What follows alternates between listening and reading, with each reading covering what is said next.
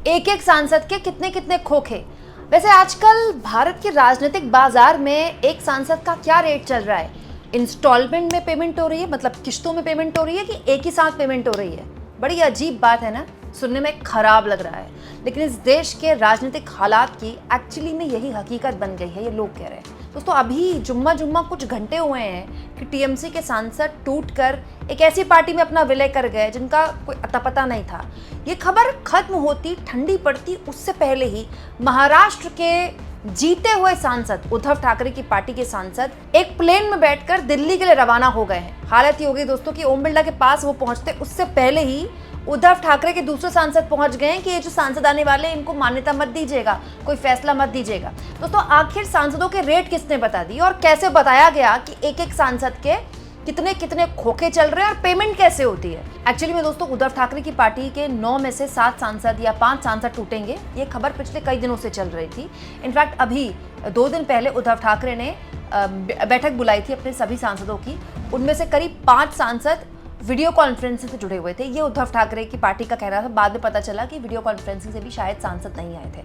बहुत से सांसद जब नहीं आए तो ऐसी अटकलें शुरू हो गई कि सांसद साहब जो हैं कभी भी पलट सकते हैं। और आपको तो पता है हर राज्य में एक नया ट्रीटमेंट, एक नया फॉर्मूला तैयार किया जा रहा है। और अब उद्धव ठाकरे की पार्टी के संजय राउत बाकायदा दावा कर रहे हैं कि चार्टर्ड प्लेन बुक किया गया है, जिनमें से 9 में से 7 सांसद दिल्ली पहुंच गए हैं। जानते हैं किसके साथ? महाराष्ट्र के डिप्टी सीएम एकनाथ शिंदे के साथ। मतलब एकनाथ शिंदे आए, उनके साथ साथ उद्धव ठाकरे के 9 में से 7 सांसद आ गए। किसी भी वक्त वो ओम बिरला के पास पहुंचकर अपना विलय पता नहीं किस पार्टी में करेंगे, तो वो सांसद जाने। लेकिन इस बीच एक बड़ी जानकारी आपको देती हूँ दोस्तों, जब ये सब कुछ हो रहा था तो महुआ मोइत्रा ने एक बात बोली, जरा गौर से सुनिएगा ये बात दोस्तों। महुआ मोइत्रा जो कि ममता बनर्जी की आज भी कट्टर सपोर्टर हैं, चाहे कुछ भी हो जाए वो नहीं पलटी, सारे सांसद पलट गए वो नहीं पलटी। वो क्या कह रही हैं? केवल 15 करोड़ सस्ते में क्यों जा रहे हैं? Believe ours got 4 crore front end 1 crore a month for next 36 months of term, honey plus money. मतलब महुआ मोइत्रा कह रही है कि जो महाराष्ट्र के सांसद 15 करोड़ में मान गए, बस 15 करोड़, इतना सस्ता। हमारे वाले जो हैं उनको एक मुश्त 4 करोड़ दिया गया है और ये वादा किया गया अगले 36 महीने जब तक उनका पूरा कार्यकाल है 2029 के लोकसभा चुनाव तक, अगले 36 महीने आपको हर महीने 1 करोड़ दिया जाएगा, एक खोखा दिया जाएगा। मतलब आप सोचिए अगले 36 महीने, मतलब अगर महुआ मोइत्रा की बात माने तो वो जो 20 सांसद गए हैं सबको हर महीने 1 खोखा 1 करोड़ मिलेगा।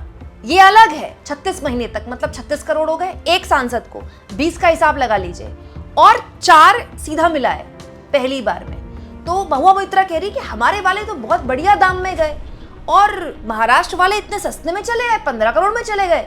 इसका जवाब जानते हैं उद्धव ठाकरे की पार्टी के राज्यसभा सांसद संजय राउत ने दिया है।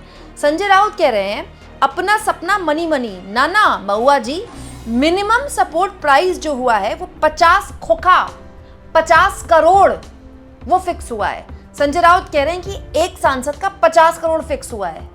और सांसद कितने टूट रहे हैं? 7 सांसद टूट रहे हैं। संजय राउत ये कह रहे हैं कि 7 को 50-50 करोड़ दिया गया है। 15 crore is just advance, 15 crore तो एडवांस में मिली है, बाकी की किश्तों में आएगी। Frankly these people aren't even worth 50,000। ये सारे लोग 50,000 की हैसियत के भी नहीं है।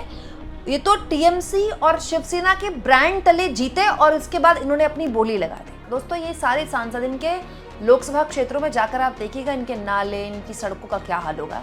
लेकिन इन्हीं की पार्टी के साथी कह रहे हैं, एक साथी कह रहा है कि 15 करोड़ में डील हुई है टीएमसी वालों की, और 36 महीने, अगले 36 महीने करोड़ मिलता रहेगा। 36 करोड़ मतलब फिक्स आ गया, ठीक है, खोखा। सब कैश में होता है, ये कुछ ये अकाउंट में नहीं आता है।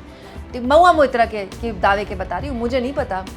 संजय राउत कह रहे हैं कि हमारे वाले इससे भी ज्यादा में गए, एक सांसद का 50 खोखा 50 करोड़, क्योंकि एक मुश्त आ नहीं सकता, तो अभी सबको एडवांस में 15 करोड़ दिया गया है, बाकी धीरे धीरे इंस्टॉलमेंट में आता रहेगा।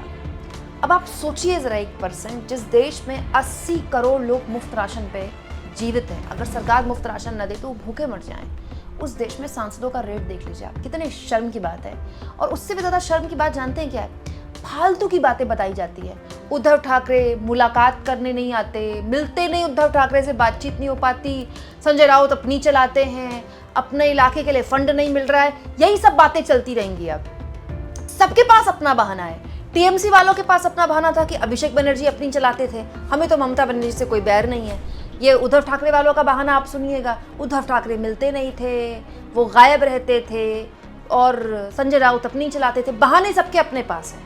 लेकिन सब जानते हैं दोस्तों कि दोनों ही पार्टियों के जब सांसद चुनाव लड़ रहे थे वो जानते थे कि उनकी सरकार बहुत मुश्किल है बनना। तो टीएमसी के सांसद जानते थे कि अगर चुनाव में इंडिया गठबंधन की सरकार बन भी गई तो भी टीएमसी एक सहयोगी ही हो सकती है।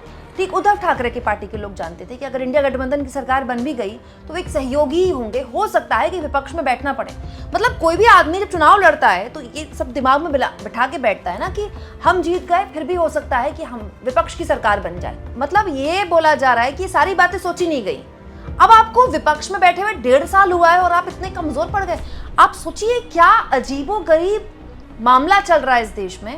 बीजेपी से चुनाव लड़ेंगे तो जीतेंगे, बीजेपी के होंगे, विपक्ष से लड़ेंगे तो भी आना तो आपको बीजेपी में ही है। मतलब आप ऐसे चुनाव लड़ें वैसे चुनाव लड़ें, आना आपको इधर ही है। तो जयराम रमेश कांग्रेस पार्टी के सांसद हैं, वो एक केंद्रीय मंत्री पर गंभीर आरोप लगा रहे हैं कि एक केंद्रीय मंत्री जो है वो डेमोक्रेसी की धज्जियां उड़ा रहे हैं। वो कह रहे हैं केंद्रीय गृह मंत्री विपक्ष पर लगातार हमले कर रहे हैं और भारतीय लोकतंत्र को नुकसान पहुंचा रहे हैं। ऐसा वो 17 अप्रैल 2026 को लोकसभा में हुई अपनी उस बेइज्जती की भरपाई के लिए कर रहे हैं जब वे परिसीमन बिल पास नहीं करवा पाए। जयराम रमेश कह रहे हैं क्योंकि अमित शाह ने इसको ईगो पे ले लिया, अपने अहंकार पे ले लिया है।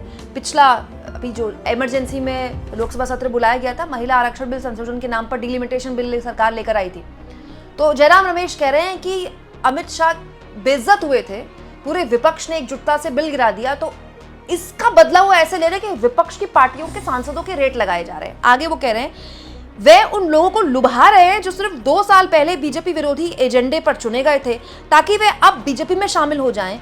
उन्हें जो फायदा लालच दिया जा रहा है वो हैरान करने वाला है। गृह मंत्री पूरी तरह से मतलबी और चालाकी भरा अभियान चला रहे हैं। यह अभियान बहुत सुचारू रूप से चल रहा है और म्यूचुअल फंड इंडस्ट्री की तरह इसमें लोगों की जरूरतों के हिसाब से अलग अलग स्कीम और प्रोडक्ट पेश किए जा रहे हैं। उनकी इस अनैतिकता की कोई सीमा नहीं, लेकिन वे अपनी असली मकसद में कामयाब नहीं हो पाएंगे। अब वो कामयाब होंगे नहीं होंगे वो तो जयराम रमेश जाने और जिन पर वो आरोप लगा रहे हैं वो जाने, लेकिन आप सोचिए क्या मजाक इस देश में चल रहा है। और ऐसे हालात में एक आम आदमी चुनाव लड़ने की सोच सकता है? मतलब आप सोचिए कोई भी चुनाव लड़ रहा है, धन्ना सेठ ही लड़ सकता है, आम आदमी तो लड़ नहीं सकता, इतना खर्चा होता है। अब वो निश्चिंत हो जाएगा। क्यों? क्योंकि बीजेपी के सांसद एनडीए के सांसद बने तो बढ़िया, नहीं बने तो भी बढ़िया, कमाई ऐसे भी होनी है वैसे भी होनी है। दोस्तों इसीलिए हमारे देश के राजनेताओं का जो कनेक्शन है वो जनता से पूरी तरह से कट गया है। मतलब आप सोचिए जनता कितना ठगा हुआ महसूस कर रही है। बीजेपी के विरोध में इनको जिताया है और जाके बीजेपी के गोद में बैठने को तैयार है। यहाँ मैं एक और चीज आपको बताऊं दोस्तों, ये बहुत नॉर्मलाइज किया जा रहा है। ऑपरेशन लोटस, ऑपरेशन टाइगर, ये फालतू के नाम देकर इस तरह के सांसदों की पलटी मारी मतलब जस्टिफाई की जाती है। इसको मास्टर स्ट्रोक बताया जाता है। इसमें मास्टर स्ट्रोक क्या है? मतलब आप सोचिए किस हालात में हम जी रहे हैं और मतलब कोई गैप ही नहीं है। इधर टीएमसी टूटी, उधर उद्धव ठाकरे टूटी। तो हो सकता है कल को आपको सुनने को मिल जाए नवीन पटनायक के विधायक विलय के लिए ललायत है, वहां भी बड़ी चर्चा चल रही है। दोस्तों ये उस पार्टी पर आरोप लग रहे हैं जो ऑलरेडी सत्ता में है। आप एनडीए के पूर्ण बहुमत में हैं, लेकिन क्या बात है, ये क्या मतलब आपकी भूख है कि सीट दर सीट खत्म नहीं हो रही और उसमें जो दावे हो रहे हैं 50-50 करोड़, मतलब क्या मजाक है। 36-36 करोड़ हर महीने 1 करोड़। आप इस मुद्दे को किस तरह से लेते हैं दोस्तों? कमेंट बॉक्स में जरूर लिखें।